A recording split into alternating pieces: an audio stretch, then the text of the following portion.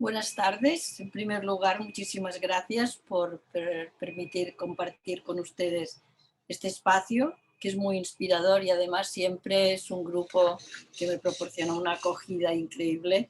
O sea que muchísimas gracias.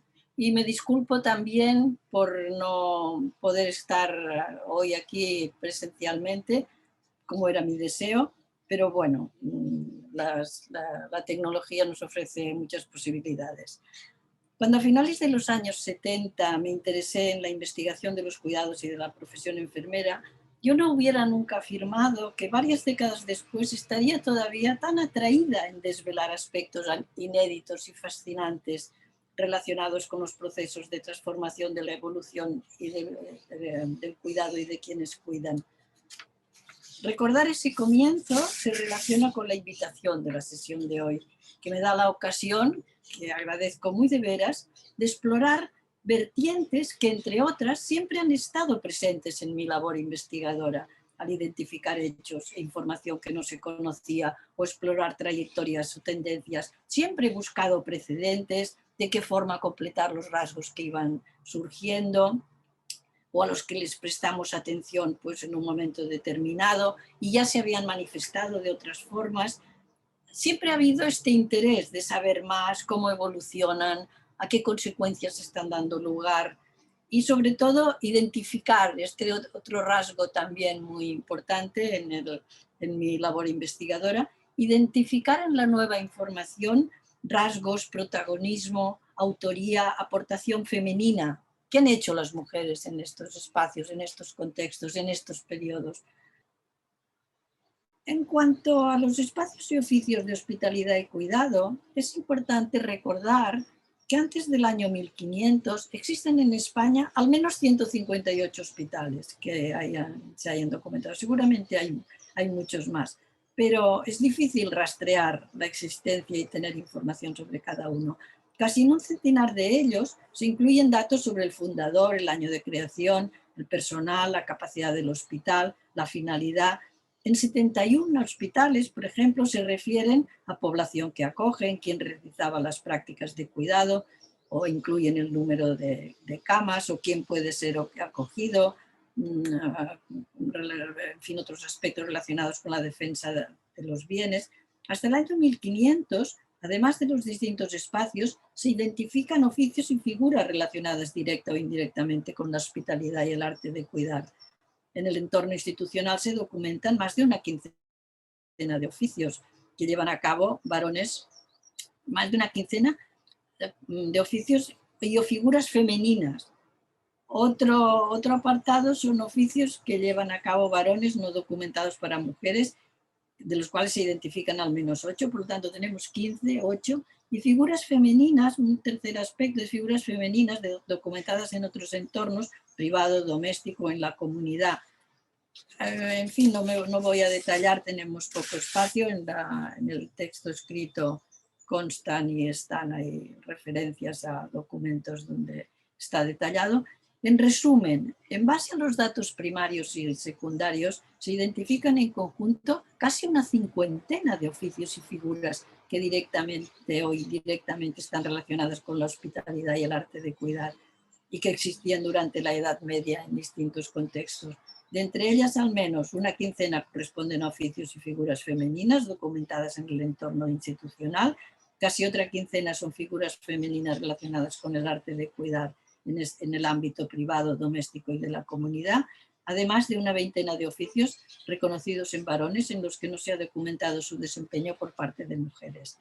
Y por tanto, hay una aportación femenina en la evolución del cuidado y de la hospitalidad. La identificación de ese considerable número de oficios me llevó a centrar el interés en las características de las distintas actividades que en España se llevaban a cabo antes del año 1500 y fueron realizadas por mujeres y relacionadas con el cuidado, la hospitalidad y la asistencia, y que presentaban rasgos distintos al cuidado directo en la relación dual, una persona que cuida a otra que es sujeto del cuidado. Las prácticas de cuidado fueron llevadas a cabo por mujeres y hombres y no son fáciles, otras exclusivamente por mujeres, pero a menudo no son fáciles de identificar. Han sido poco visibles o están rodeadas de controversia, pero entre todo ello las mujeres siempre han procurado a sus familias y a las personas que tenían cerca todo lo necesario para la supervivencia: agua, fuego, alimentos. Han gestado nuevas vidas, se han ocupado de la crianza, de cuidar a menores, adultos y mayores en situación de salud, de enfermedad y discapacidad. Han desarrollado prácticas intuitivas y creativas utilizando plantas y remedios variados. Estaban en posesión de saberes en distintos ámbitos relacionados con el cuidado y la sanación, que han tenido una trascendencia pública desigual en distintos periodos y entornos. Pero ya en el año 1000 se documenta la presencia de mujeres con papel social relevante. Contratan solas, sin intervención marital, comparten poder y protagonismo con sus esposos, dejan testimonio de su personalidad, actúan con autoridad moral y se hacen oír. Por ejemplo, tejedoras de lino que actuaban como empresarias, contratando a otras personas, en fin, ejerciendo oficios entre el año 1394 y los siguientes, con presencia femenina nutrida en diferentes entornos. Otras mujeres tienen su propio oficio, como se muestra en manuscritos anteriores al siglo XV que se han documentado y publicado. En fin, hay miniaturas preciosas donde están ejemplarizados cantidad de oficios: sastres cortando telas, qué sé, o defendiendo territorios con arcos y flechas, o como mineras, o incluso como albañiles construyendo una muralla. Es apasionante. En actividades relacionadas con el cuidado, las miniaturas medievales muestran imágenes de mujeres que dan de comer a personas encamadas, atienden partos, o como cirujanas atienden cesáreas, preparan medicinas. En fin, lo que es interesante es que en caso de enviudar, si les ejercen con el oficio, lo ejercen con el esposo, en caso de enviudar, les conceden legitimidad para poder seguir desempeñando el oficio. Por lo tanto, es importante, en fin, se documenta el papel relevante de varias mujeres realizando actividades distintas del cuidado directo, y en esas prácticas se evidencia creatividad, compromiso, voluntad de mejora de las condiciones de la población, capacidad de influir en la transformación de su entorno y en la realidad cotidiana. Es una labor emprendedora, creativa, con voluntad de mejora de las condiciones existentes, que se hace patente a través de algunos ejemplos. Y yo he elegido 3 que me parecen muy relacionadas con la hospitalidad y el cuidado. En esa faceta del trabajo de las mujeres, es en esa faceta que se encuentran precedentes del papel y aportación femenina en la expresión de hospitalidad. Entonces, ¿qué rasgos vamos a encontrar de protagonismo femenino y expresión de la hospitalidad? En la realidad medieval, la información sobre ese aspecto está poco explorada y es limitada.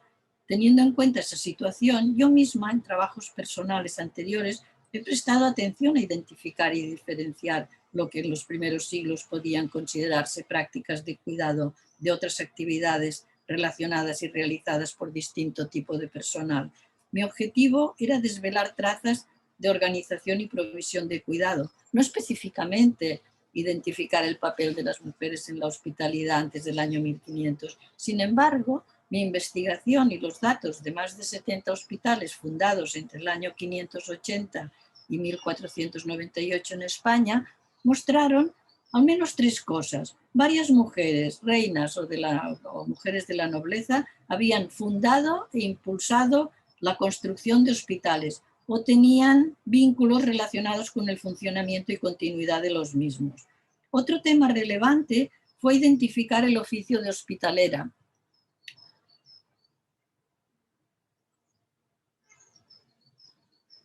En cerca de una tercera parte de hospitales se documentaba esa figura. Los estudios que han profundizado en ello, junto con los datos de investigación personal, han permitido identificar a personas concretas con nombres de las mujeres y hombres que habían desempeñado este oficio, destacando la labor imprescindible que llevaron a cabo como hospitaleros o hospitaleras. Se ha documentado un tercer aspecto, el papel de varias mujeres actuando con conocimientos, voz, autoridad y reconocimiento en iniciativas y acciones de acogida o de otra índole, en ámbitos no habituales de intervención femenina, por ejemplo en los monasterios.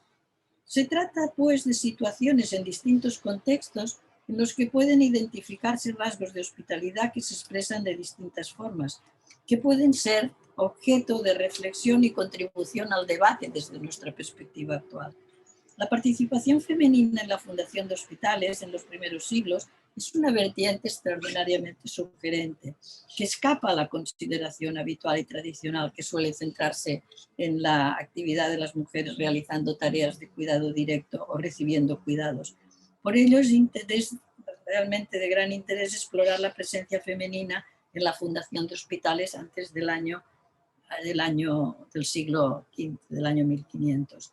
En la investigación citada, yo misma, en 2017, destaqué algunos rasgos, por ejemplo, la presencia de mujeres en ese ámbito, la preocupación femenina en facilitar los medios para la realización del cuidado y la asistencia, la forma variada de materializar esa participación, la iniciativa individual femenina o vinculada al esposo, a menudo inspirado en trayectorias y experiencias personales o relacionadas con la preocupación hacia grupos específicos de población o bien la motivación solidaria y caritativa. He seguido interesada en este tema y he podido ampliar la relación inicial de fundadoras, que son ya casi una veintena en 2022. La voluntad es profundizar en las trayectorias personales de cada una de ellas y precisar rasgos a los que se ha prestado poca atención, por ejemplo, la relación entre distintas personas o comunicación a través de cartas u otras formas y fuentes, aunque la dispersión y la fragmentación realmente no facilita esa labor. Por tanto, hay una actividad femenina en la fundación de hospitales que resumo algunas consideraciones que derivan de la reflexión sobre la información disponible. No me extiendo demasiado porque el tiempo para la presentación es limitado, pero al menos en el periodo considerando entre los años 1115 y 1492 se identifican algunos rasgos.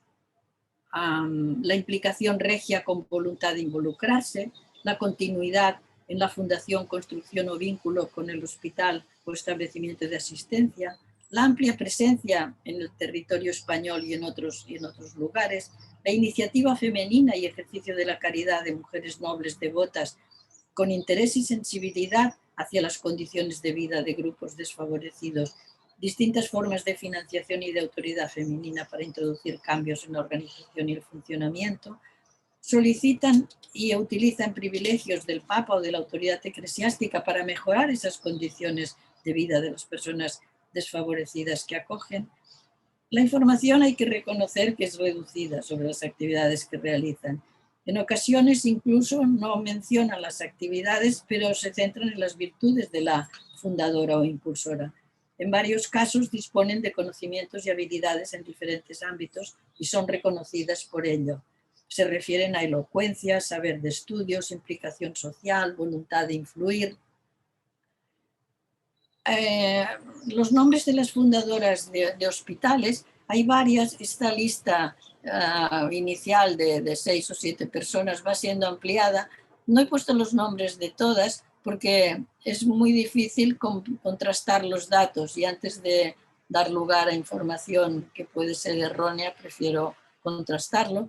Pero en 2022 estamos llegando ya casi a una veintena y sigue abierta. Realmente, pues, en fin, en cada caso yo aquí lo he sintetizado mucho, pero me ha parecido importante poner el nombre y el hospital y el año.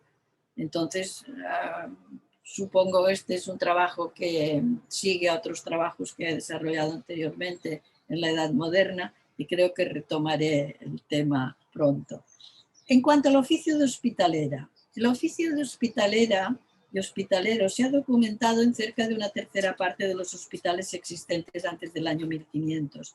Yo misma en el libro del año 2017 sobre evolución del cuidado, pues me refiero a ello. En fin, otros estudios de otros autores han profundizado en este tema y gracias a ellos, junto con los datos de investigación personal, ha permitido pues identificar los nombres de mujeres y hombres que habían desempeñado este oficio, destacando algunos rasgos que hacen suponer la labor imprescindible que llevaron a cabo. En cuanto a aspectos generales, se relacionan con características, condición, relación con la institución, funciones. Por ejemplo, en el estudio de la red de hospitales de Aragón medieval, La Grasa, el autor dice: los hospitaleros eran los encargados de sacar adelante los hospitales en el día a día. Sus funciones fueron variadísimas dependiendo del contexto y del tipo de establecimiento. El mismo autor incluye detalles relacionados con las tareas que realizaban: mantenimiento del hospital, limpieza, adecuación del mobiliario, trabajo en huertos anejos. Cambios interesantes: en algunos monasterios el hospitalero se ocupa de los huertos y en otros no tienen una persona. Por tanto, hay diferentes formas de desarrollarlo. Bueno, pues trabajos, aparte de los huertos, pues cobro de censales, por ejemplo, recaudación de limosnas, que en otros territorios pues se ha profundizado en ello y existe documentación. Según la misma fuente, otras actividades que realizaban se referían a apoyo al necesitado, recepción, alojamiento, alimento, higiene, lo que consideraríamos más relacionado con el cuidado y algunos aspectos de hospitalidad. También pudieron ejercer cierto control, por lo tanto se adaptaban a las necesidades del terreno. En algunos casos, pues por ejemplo en el Pirineo aragonés debían mantener accesibles los pasos de montaña o recoger a las personas que fallecían en el camino. En fin, miles de ejemplos o muchos ejemplos ilustran la presencia de hospitaleros y también de hospitaleras en los territorios. Antes del año 1500, algunos estudios aportan varios ejemplos de hospitaleras con los nombres. Me parece muy importante destacarlos, pues porque con nombres y apellidos, otros solo con nombre, o en otros casos no existen. Se habla de alguien, pero no se dice. Por ejemplo, pues María Carón, Sancha Serrana, Catalina Catalán. Es patente la participación en otros estudios, pues María la Hospitalera de Vallobar o la Hortelana Hospitalera de Fraga.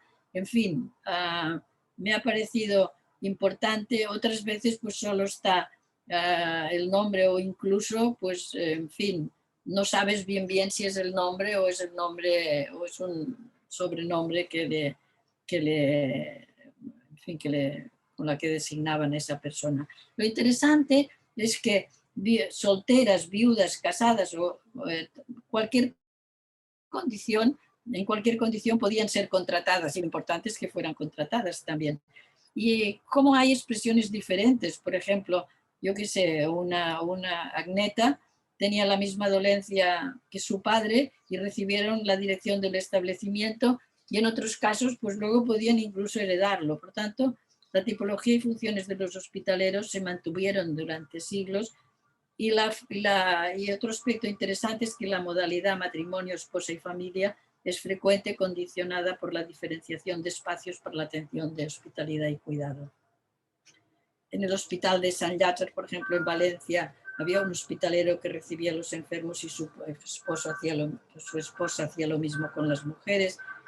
En fin, en algunos casos era imprescindible que tuvieran mujer legítima o en otros casos no. En resumen, para no alargarme más, es interesante que si fallecían, había condiciones interesantes. Si fallecían, pues sus hijos, sus bienes podían pasar, los bienes del hospital podían pasar a los hijos, accedían a la cofradía, por lo que podían ser enterrados en su iglesia. En fin, diferentes aspectos que después las constituciones y ordenanzas pues van modificando esos oficios y obligaciones del personal en los hospitales. En resumen, prestar atención a la expresión de la hospitalidad en el desempeño del oficio de hospitalera con la información disponible es algo arriesgado. Yo me he atrevido a ello como ejercicio de interés, de reflexión y también de reconocimiento, tratando de identificar existencia y presencia, significado a través de la expresión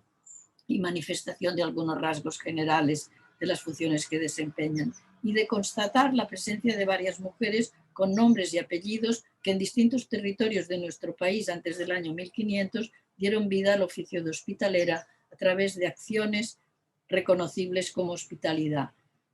Conviene destacar el protagonismo y los rasgos de contribución femenina en este ámbito, ya que puede considerarse un elemento de transformación social y de la asistencia por las diferencias que suponen el modo de hacer, de intervención y de consideración femenina en entornos en los que en general el papel de la mujer no consideraba para nada su protagonismo, salvo en espacios y ámbitos muy delimitados. Voy terminando. Un ámbito en el que conviene prestar atención es el de algunos espacios en los que las mujeres actúan con voz, autoridad y reconocimiento y responsabilidad, que se manifiesta de diferentes formas. Al igual que las fundadoras de hospitales, son mujeres con conocimientos y habilidades reconocidas por su elocuencia, saber de estudios, implicación social y voluntad de influir, con ascendiente sobre las personas y capacidad de gobierno que desarrollan en actividades en un espacio especialmente interesante desde esta perspectiva. Está relacionado con los monasterios, como organización de la vida religiosa distinta de la clausura, con mujeres al frente que gobiernan, administran, muestran iniciativa, creatividad, sensibilidad hacia necesidades sociales y voluntad de cambio, y hacen propuestas destinadas a promover la acogida, la hospitalidad y la mejora de condiciones de vida de las mujeres. Tratan de dar vida religiosa a un grupo de mujeres, no tanto en la idea de crear una nueva forma de vida monástica. Son iniciativas en las que se hace patente la capacidad y la voluntad de mujeres que con sus escritos o con su acción como prioras y abadesas establecen formas de hacer en monasterios que expresan hospitalidad y tratan de avanzar en lograr igual posición y funciones para mujeres y hombres religiosos. Termino ya. Hasta aquí lo que he hecho patente es que a través de múltiples hechos se cuestiona la invisibilidad aparentemente aceptada en la expresión de formas de hospitalidad femenina antes del año 1500. Todo ello muestra la realidad, presencia, protagonismo y aportación femenina invisibilizada. Existe evidencia de pensamiento femenino complejo, organizador, de gestión, de relación, con capacidad de influir y transformar, mejorando las condiciones de vida y bienestar de las mujeres y de otros grupos de población en distintas situaciones.